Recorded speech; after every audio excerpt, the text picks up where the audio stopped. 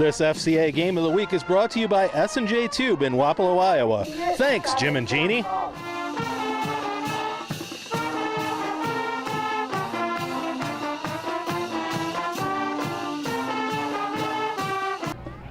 The Wapello Indians are hoping to keep their playoff hopes alive, needing 2 wins to close out the season to keep them in contention. And they take on a tough team from this tough district, Sigourney-Keota, who has scored 46 points a game on the average and also rushed for more than 2,500 yards.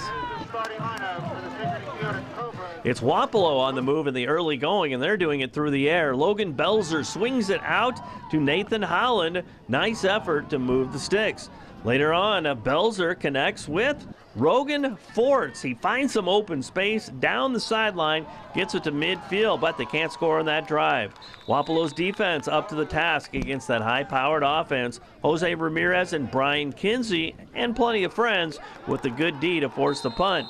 Wapello driving now, and it is Sigourney-Keota with the defensive effort. Carson Crawford darts in and forces the punt as well.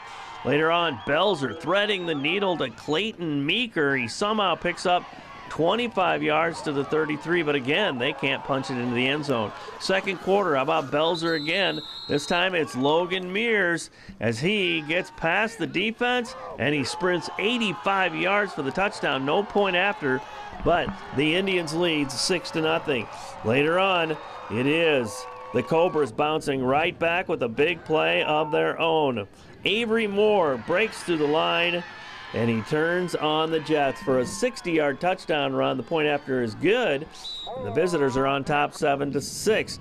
Soon after, it is Sigourney-Keota on offense again. Carson Crawford gets to the outside. He picks up 24 yards before he is pushed out of bounds at the 2. And a couple plays later, Crawford gets his payday. He scores from the 2. It's 14-6. Now Wapello trying to get something good before halftime, and with just about 30 seconds to go, Belzer with a pretty touch, perfect toss to, Logan Mears again, 18 yards, and it's just 14-12, Sigourney-Keota at the half. Third quarter, it is the Cobras pouncing on Wapello. Getting more as Avery Moore goes 19 yards for the touchdown, making it 21-12, and they're still coming. The play action pass, Luke Greiner connects with Jack Eakins. That's a 15-yard pass play, and it's 27-12. Then in the fourth quarter, Sigourney-Keota just looking to kill the clock, and it is Greiner calling his own number, a 24-yard touchdown run. He added one later as well, and it is Sigourney-Keota winning 40-12, knocking Wapello out of playoff contention, and they'll be playing with a 5-3 record next week and playing for pride. I thought we competed well for about 3 quarters tonight. Second half, we got physically wore down. I mean, they love to run the ball. It's a different scheme. It's tough to pick up the ball, but I thought we just got physically wore down, and they were able to, put a few scores on us there late, and it's unfortunate. I thought for the most part our kids competed extremely hard tonight. Okay, score right before halftime. I mean, that changed the complexion of the game too. Yeah, that was big right before half. Gave us some confidence, gave us a little momentum. And we stressed at halftime. We made a few adjustments, but it was important to come out this first 6 minutes and in that third quarter and set the tone. And unfortunately, we weren't able to do that. We didn't get much going on offense second half either, and that, kind of hurt us also. Obviously, their offense, there's just misdirection and deception. I mean, they're hard to follow. They really run it well. Yeah, playing them, it's a tough week to prepare. You don't see it all week. Credit to their guys. They do a great job of running it. They're physical. They had a couple really nice backs with some speed and some physicalness to them. And, credit to those guys. They did a nice job tonight, and they finished the game. Well, and you get one more game, you can go out on a win, and 6 wins does sound pretty good.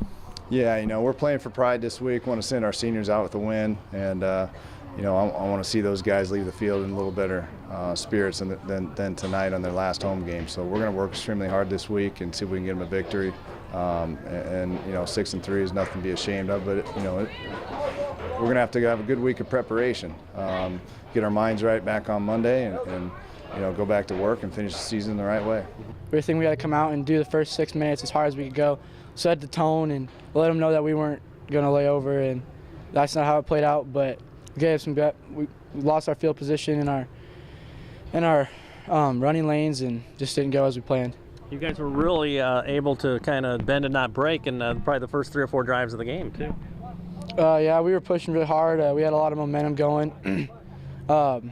Scoring first really helped, getting that momentum just flowing and flowing. And then first half's always easy because the momentum starts at the beginning, and then you're run down by the time second half. But that doesn't mean anything. You can't come out and do your best.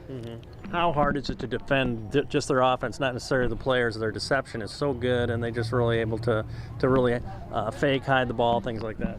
Yeah, there's some good fakes. Just you have your own key, just depending on where you are in your position, like linebackers, guards to the fullback, and you follow that, and that's usually where the ball goes.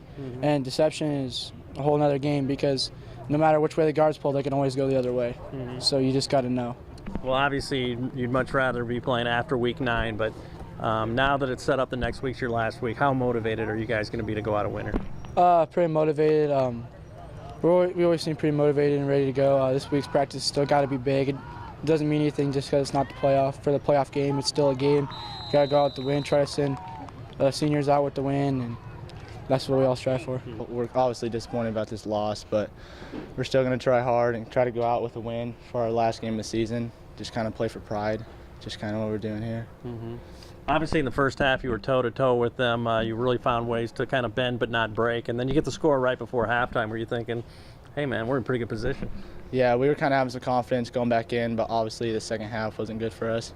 But, yeah, that second half, we were ready to go. They're so hard to defend, too. I mean, just talk about what it is. I mean, obviously they got good players, but their offense, there's so much deception and misdirection, those kind of things. That's got to be tough to find the ball, Yeah, one thing that killed us had to been the sweep. Every time they run the sweep, they'd cut back on us, and that really killed us most of the half. Then just big plays what killed us. We just killed our momentum and killed our confidence. Well, what's been the consistent thread this year? Some things that you've really loved about your guys and that they're going to come out and do next week as they finish strong? Obviously, our run game. I mean, we have 2 good running backs and a quarterback. Like he throws some good balls, makes good decisions. Our receivers, maybe not tonight, but we've been playing pretty good. Very physical too. Yes, very physical. Has that been one of your guys' mantras to say, you know what, we're always going to go down punching and stuff? Yeah, that's something we've always been proud of and worked really hard on. Wapello High School has a great Fellowship of Christian Athletes huddle. Are you ready to start FCA at your school? To find out how, you can contact me or check out our website at ILLOWAFCA.org. With this FCA Game of the Week, I'm Dan Pearson.